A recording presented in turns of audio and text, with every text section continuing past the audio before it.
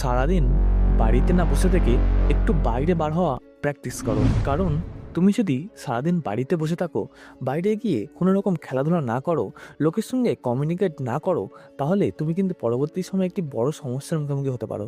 সেই বড় সমস্যাটা কি জানো? সেটা হলো মানুষের চিন্তাভাবনার ফ্রিজ হয়ে যাওয়া। মানুষ বেশি বেশি চিন্তাভাবনা করতে পারে না, এটা স্থির মনোভাব হয়ে যায় এবং কমিউনিকেশন স্কিল সেটা ডাউন হয়ে যায়।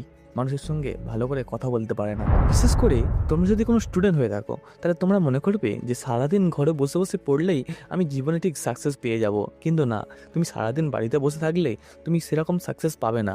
কেন? সাকসেস পাওয়ার জন্য অনেক কিছু প্রয়োজন। বেশি বেশি চিন্তা ভাবনা করা, মানুষের সঙ্গে কমিউনিকেশন স্কিল বাড়ানো, এগুলি খুবই প্রয়োজন তোমার চাকরি পাওয়ার জন্য।